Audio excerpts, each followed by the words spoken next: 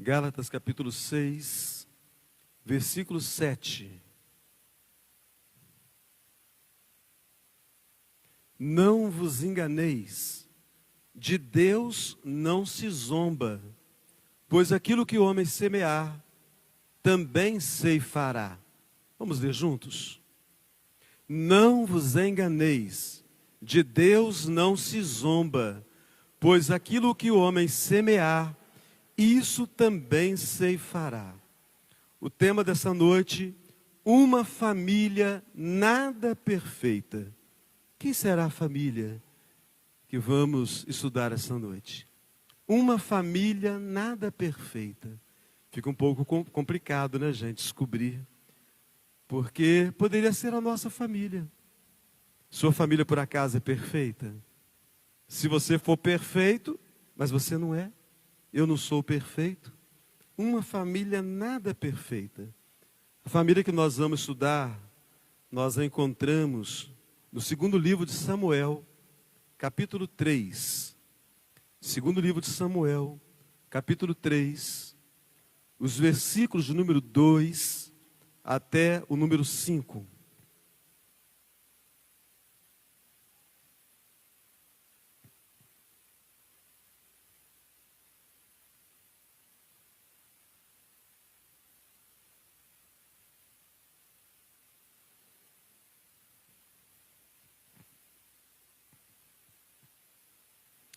Segundo Samuel 3, 2 a 5, diz assim: Em Hebrom nasceram filhos a Davi. O primogênito foi Aminon, de Ainoã a Jezreelita. O segundo, Quileabe, de Abigail, viúva de Nabal, o carmelita. O terceiro, Absalão, filho de Maaca, filha de Talmai, rei de Gesur. O quarto, Adonias, filho de Agite. O quinto, Cefatias, filho de Abital. O sexto, Itreão de Eglá, mulher de Davi. Estes nasceram a Davi em Hebrom. Vamos orar, irmãos. Bondoso Deus, ajuda-nos a entender a palavra santa. Aplica, ó Deus bendito, os ensinos dessa palavra à nossa mente, ao nosso coração, a todo o nosso ser. Assim oramos, no nome maravilhoso do Senhor Jesus. Amém. Meus irmãos, fica evidente, a família que vamos estudar é a família de Davi.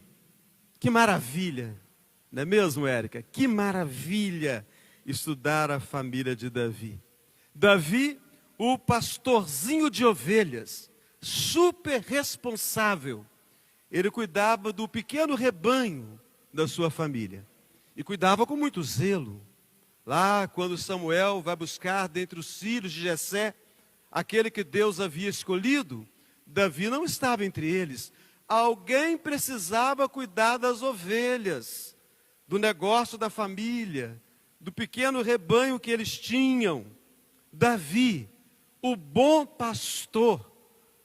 As escrituras dizem que Davi, apresentando-se diante de Saul para um grande desafio, ele disse que as suas ovelhas, vez por outra, eram atacadas por um leão ou por um urso, e com as próprias mãos ele enfrentava o leão e o urso e arrancava as ovelhas das mãos daquelas feras terríveis. Davi, o destemido, seu pai manda que ele vá até o exército para ver como passavam os seus irmãos. E ele chega num momento muito estranho, o momento de confrontação. Os maiores inimigos dos judeus eram os filisteus. E naquele dia os filisteus, ousadamente, desafiaram Israel para uma batalha sem igual. Não haveria derramamento de sangue. Haveria derramamento, mas apenas de um homem. Porque cada exército teria o seu representante. Parecia justo?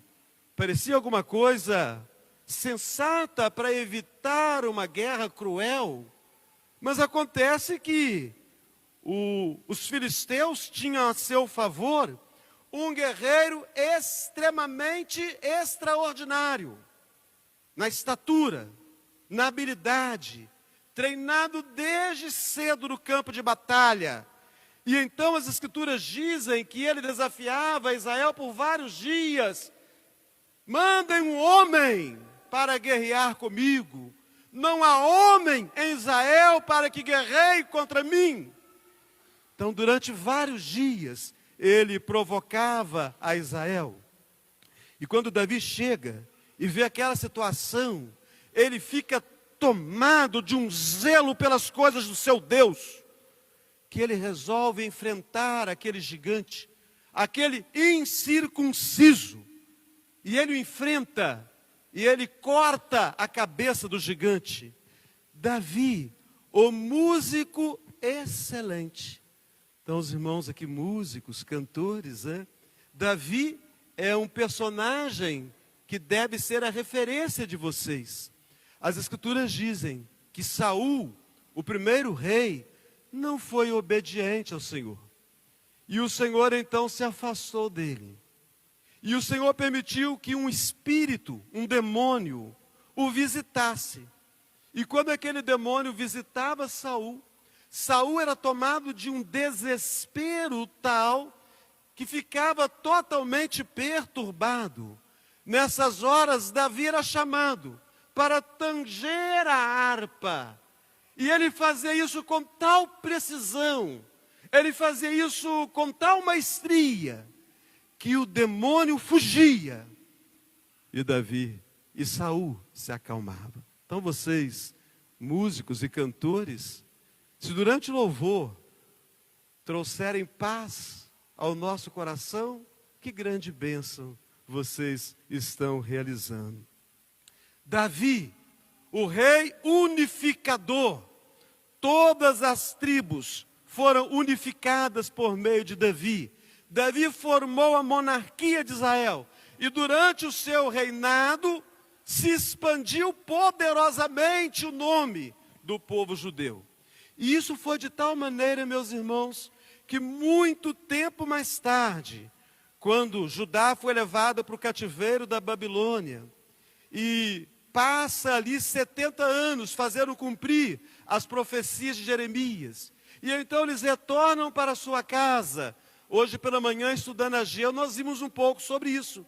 Eles encontram alguns obstáculos, e dentre os obstáculos, inimigos poderosos que odiavam ao povo judeu. E eles fizeram parar a obra. De que maneira? Mandando uma carta para o rei Artaxerxes, o rei da Pérsia, para fazer parar a obra. E então o rei, ao receber aquela carta, fica preocupado. O teor da carta revelava algo que ele não sabia sobre os judeus. E então manda buscar nos documentos oficiais. E é encontrado o seguinte registro: houve reis poderosos sobre Jerusalém, que da além do Eufrates dominaram em todo lugar, e se lhe pagavam direitos, impostos e pedágios.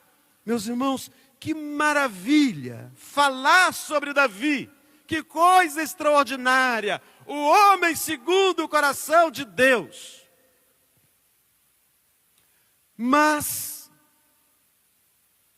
apesar de ter sido um grande rei, apesar de ter sido um líder em Israel, Davi não foi tão bem sucedido como marido. Davi não foi nada bem sucedido como pai. E essa noite, meus irmãos, nós veremos as consequências que uma família pode sofrer quando os pais não assumem o papel que Deus espera deles, que o cônjuge e os filhos necessitam.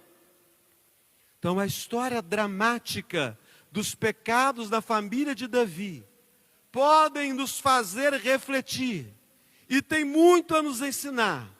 Os pecados de ação e omissão do rei fizeram gerar episódios de incesto, rebelião e homicídio.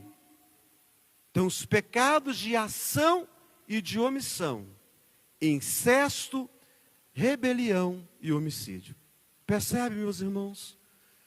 Não é tão maravilhoso falar de Davi como nós pensávamos, né, Sr. Walter? Não é tão simples assim falar de Davi, o mavioso músico de Israel, ou seja, o maravilhoso, o extraordinário músico, o grande guerreiro de Israel. Não é tão fácil falar deste homem. Vejamos aqui Davi, o grande rei, ungido por Deus. O livro de 1 Samuel, ou o primeiro livro de Samuel, nos mostra a monarquia sob Saul. E nos mostra o reinado de Saul em decadência. E Deus então escolhe um homem, segundo o seu coração, para que esse homem assumisse o lugar de Saul.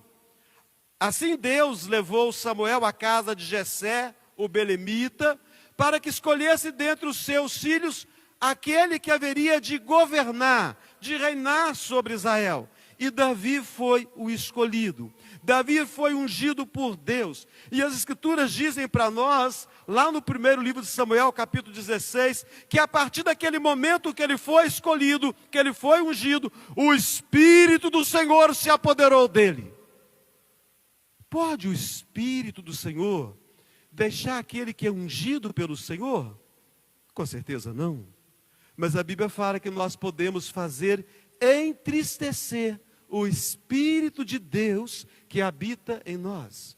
Então Davi, o grande, o ungido de Deus, Davi, o grande homem de Deus, o Espírito do Senhor se apoderou dele de tal maneira que ele desempenhou a sua missão de forma extraordinária e reunificou a nação.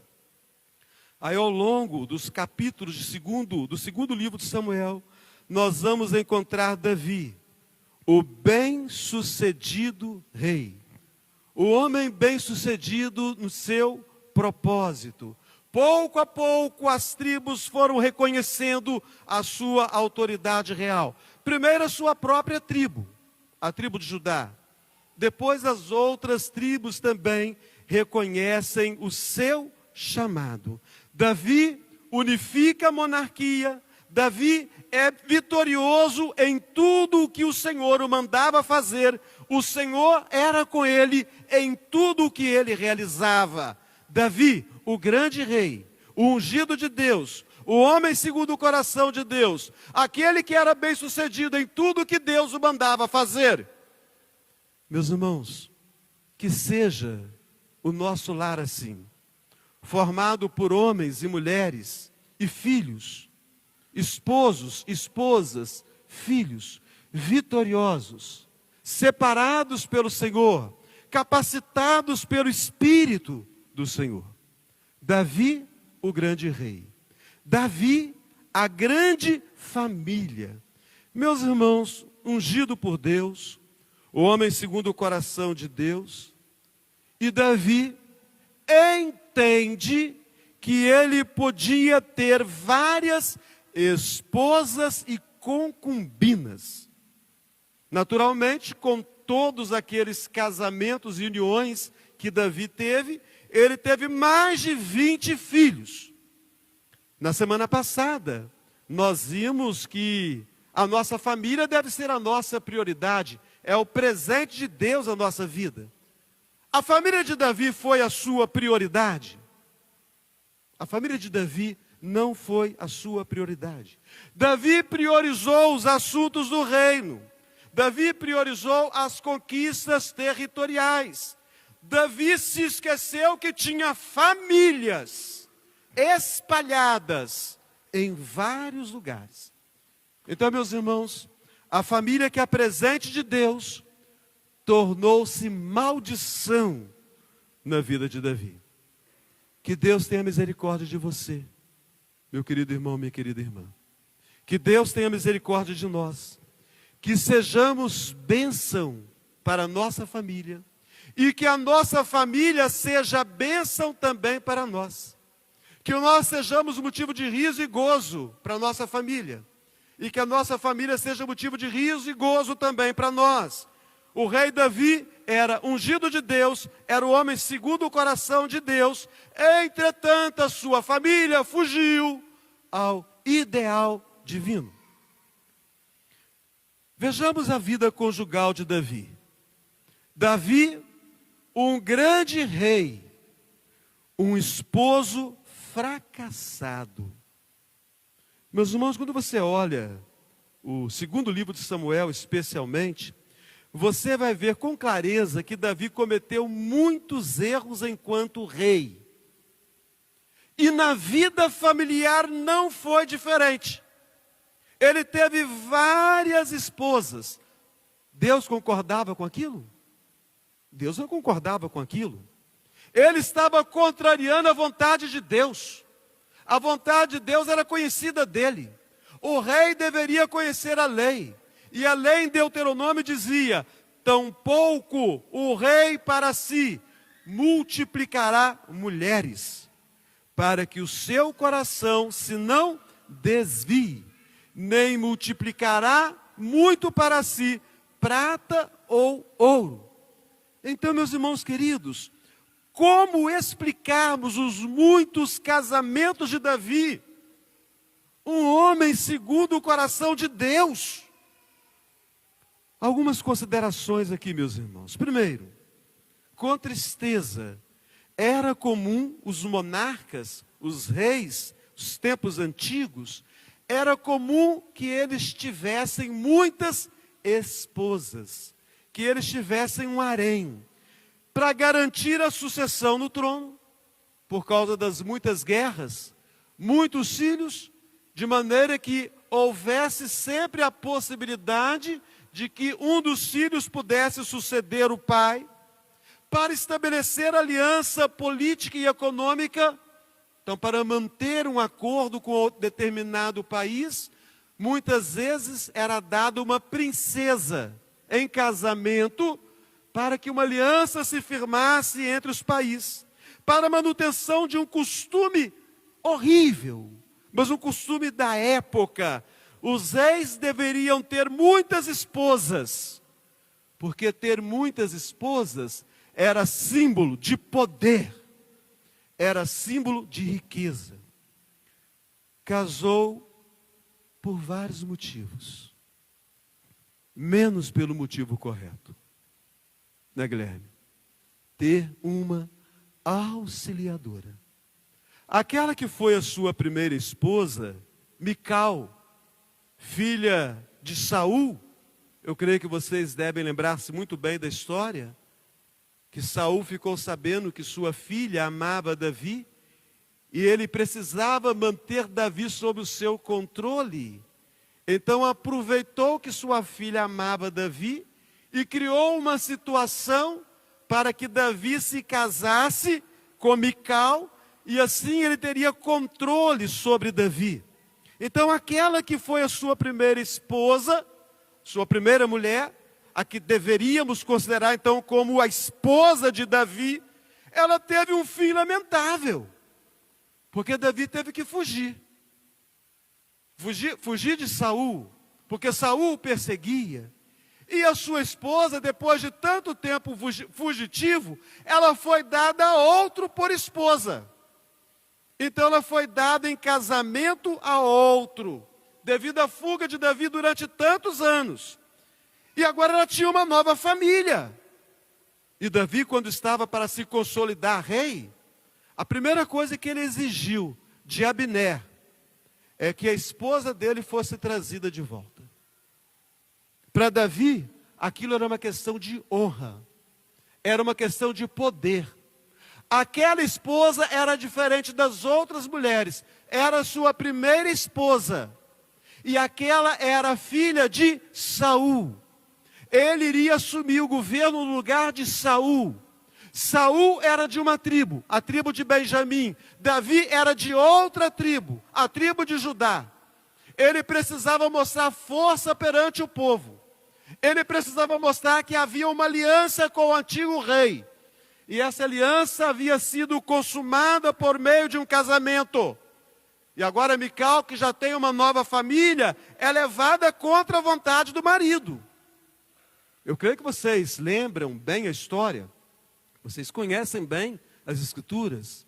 O marido foi atrás, chorando, atrás da esposa. Eu creio que todos vocês lembram dessa história. E então foi dada a ordem, Abner deu ordem para que ele se afastasse. E para que ele retornasse sozinho para sua casa. Então, contra a vontade do esposo, possivelmente contra a própria vontade dela. Mas Davi exigiu que ela lhe fosse devolvida como esposa. E aí, meus irmãos, um dado momento, quando a arca do Senhor está sendo levada de volta para Jerusalém, há uma grande festa, porque na primeira tentativa fizeram tudo errado e houve morte. Agora, na segunda tentativa, há uma grande festa e Davi dança desvairadamente, dança absurdamente. E a sua esposa, olhando da janela, vendo Davi dançar daquela maneira, ela o recrimina, ela chama a sua atenção. Ele estava empolgado, ele estava feliz, ele dançou até cansar. Mas, sinceramente, meus irmãos, nós podemos conter a nossa alegria. Precisamos ter cuidado de que a nossa alegria não se transforme em motivo de escândalo. Depois leia atentamente o texto e pense se nós não estamos sendo duros demais em relação ao nosso julgamento sobre Davi naquela ocasião. O fato é que Mical foi levada contra a própria vontade. Ela não estava feliz ali. Ela era apenas um troféu para confirmar a posição de Davi como rei sobre toda a nação. E agora o que Davi faz? Davi amaldiçoa Mical. E o texto fala que ela morreu sem ter filhos. O que aconteceu com ela? Eu não sei. O texto não nos dá clareza acerca dessa situação. Possivelmente ela foi enclausurada. Ela foi deixada em um local sob vigilância constante e Davi nunca mais teve contato com ela e homem algum poderia ter também contato com ela. Que triste fim! O marido deu a sua esposa. A esposa e as muitas outras mulheres de Davi não foram nunca auxiliadoras, não foram nunca companheiras, nunca foram uma só carne com Davi. Elas foram tão somente genitoras, mães para os seus muitos filhos. Meus irmãos, como foi Davi em relação a esses muitos filhos? Em relação à esposa, se considerarmos Mical como esposa, alguns vão preferir considerar a Batseba como esposa, mas eu vou considerar a primeira mulher como esposa. Então ele não foi bem sucedido, nem com a esposa, nem com nenhuma das outras mulheres com as quais ele se relacionou. Com os filhos, será que foi diferente? Meus irmãos, Davi, um grande rei, um pai pequenininho. Um grande rei, um pai pequeno. Vamos lembrar aqui alguns dos filhos. Não dá para citar os 20 filhos, né? Mas alguns deles têm destaque. Tamar. Tamar era filha de Maaca, que era filha do rei de Jesu, o rei Talmai. Então, ela era filha de rei e, por parte de mãe, ela também era neta de rei. Ela era irmã de Absalão. E vocês conhecem a história de Tamar? Claro que vocês conhecem. Vocês já leram, né, várias vezes o Antigo Testamento, né? Ela era uma mulher de beleza incomparável. Mas um de seus irmãos perverso, atraído pela sua grande beleza, fez com ela um ato de grande crueldade. O seu irmão Amnon, filho primogênito de Davi, com Ainoã. O que fez Davi? Nada. Nós que somos pais, é claro que os filhos, todos eles têm o mesmo peso, temos o mesmo amor. Mas a filha é a princesinha do papai. A filha é a princesinha do papai. Ai de quem tocar na nossa filha. A filha é a protegida do papai. É a filhinha do papai. Davi não fez nada. Davi não ficou sabendo. É claro que Davi ficou sabendo. Mas ele não fez coisa alguma. Absalão era irmão de Tamar. As escrituras falam que a beleza dele era extraordinária. Não havia homem com beleza como a beleza de Absalão. E no segundo livro de Samuel, a história de Absalão, dentre os filhos de Davi, é citada para nós com muitos detalhes. Há muitas ironias acerca de Absalão. O nome de Absalão significa o quê, gente? Você sabe? Pai da paz. Pai da paz. Meus irmãos, houve tudo na vida de Absalão, menos paz. Ele assassinou o seu irmão Aminon. Sabe por que ele assassinou o irmão dele? Porque o pai não fez nada. Um pai frouxo, que era rei grande, mas que era um pai pequeno. Um pai que não viu o sofrimento da própria filha, não fez coisa alguma. Então ele sentiu na obrigação de fazer alguma coisa para defender a honra da sua irmã.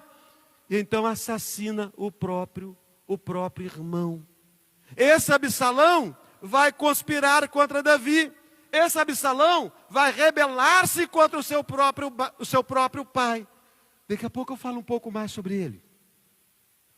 O Aminon, quando Davi ainda não havia subido o trono de Israel, mas já era o escolhido para reinar, as escrituras falam que ele se casou com Ainoã. Esse é o primogênito dele.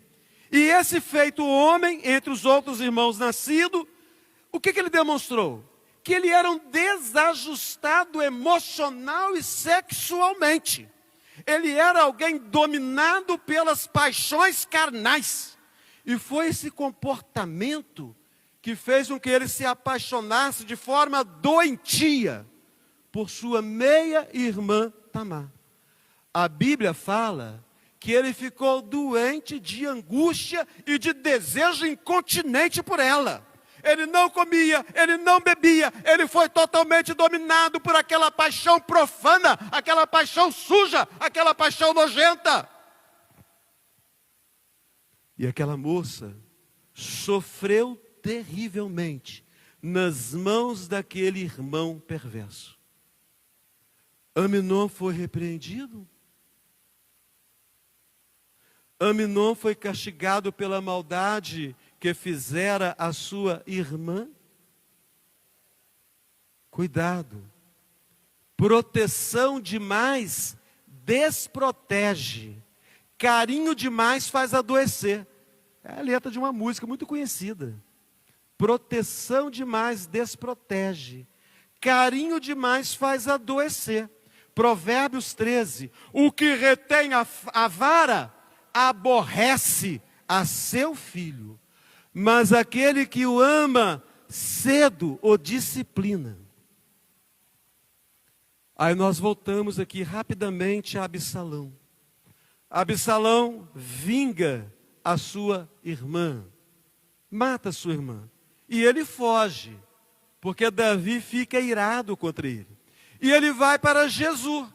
E quem é rei em Jesus? O seu avô Talmai. E ele fica sob proteção em jejum.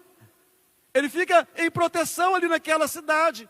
Ele fica sob a proteção do seu avô. E quando ele volta, depois de um tempo, de uma artimanha de Joabe, o comandante, vocês conhecem a história, não vou perder tempo contando o que vocês sabem. A artimanha de Joabe, percebendo que o coração de Davi estava já inclinado a receber Absalão de volta, então quando ele volta, o que é que Davi faz com ele? Davi chama o filho e fala com o filho o seguinte, ó, suma daqui, eu não quero ver a sua face, está de volta, eu não quero que você veja a minha face. E aí, como é que faz? O filho do rei mora onde? No palácio do rei. E aí, como é que eles fazem quando se encontram nos corredores do palácio? O Absalão tem que virar as costas, tem que sair. Se tem festa no palácio, o rei está presente, Absalão não pode estar presente naquela festa. E isso, meus irmãos, acontece por um período de quase 2 anos. Um pai que fica sem conversar com o filho por quase 2 anos. Meu querido irmão, minha querida irmã, que tipo de pai você quer ser? Que tipo de mãe você quer ser? Um pai, uma mãe que é indiferente à dor dos filhos? Um pai, uma mãe que faz de conta e não corrige? Um pai, uma mãe que não conversa, que não perdoa os seus filhos? O que mais podemos falar sobre Davi, Érica? Davi, um grande rei, sem domínio próprio. Vamos falar juntos? Davi, um grande rei, sem domínio próprio. Só vocês.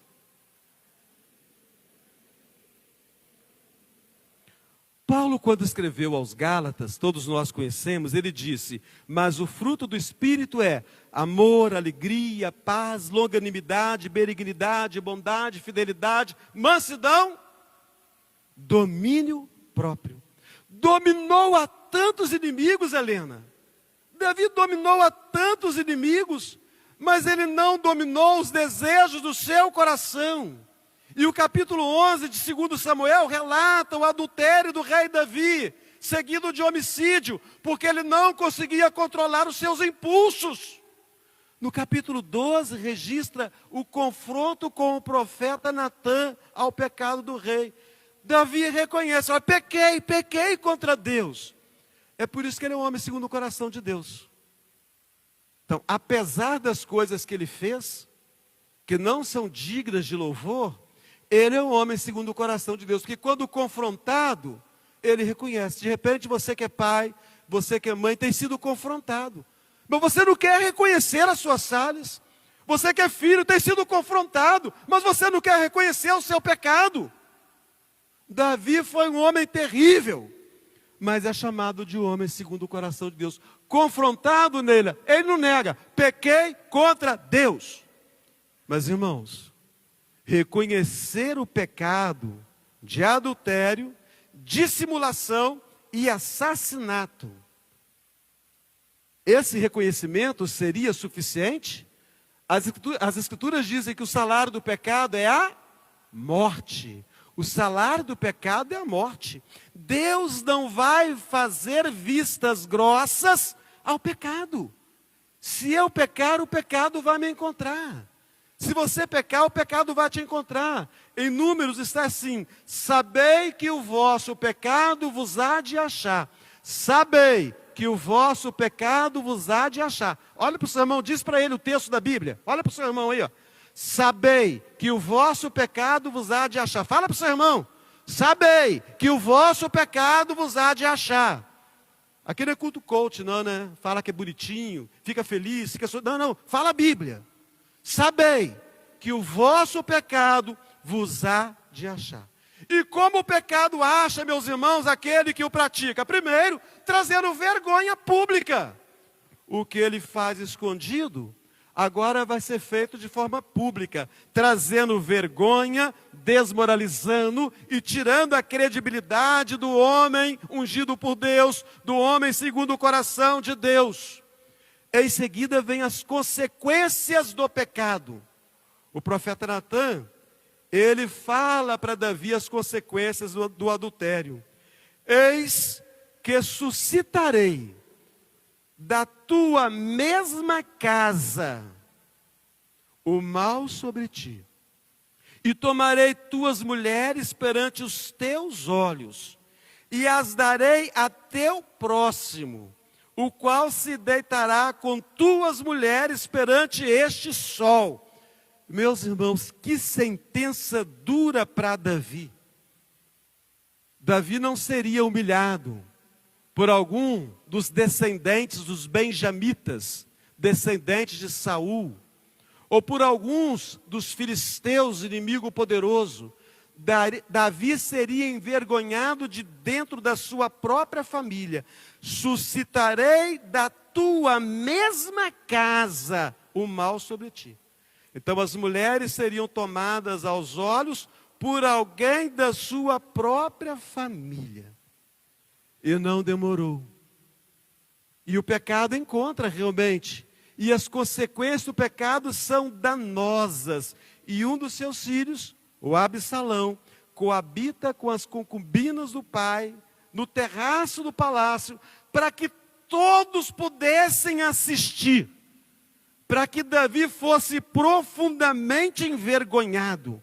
Então, meus irmãos, a falta de domínio próprio de Davi na área sexual trouxe vergonha e espada, tristeza e morte sobre os seus filhos. Concluindo, vamos voltar aqui ao texto de Gálatas, capítulo 6, versículo 7. Porque esse texto, meus irmãos, ele ecoa como um alerta solene para mim e para você.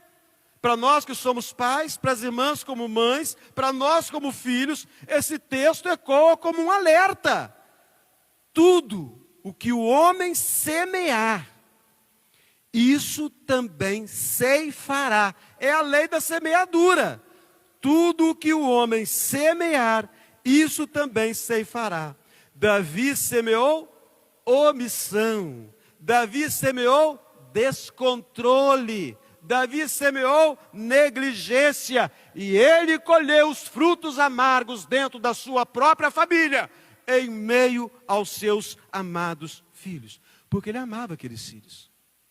E quando Absalão morre de forma tola e cruel, de forma tola, a maneira como ele é pendurado nos galhos de uma árvore, com a sua cabeleira, que revelava sua vaidade, tão belo. Ele tinha um cabelo que ao final de cada ano era cortado e era pesado aquele cabelo.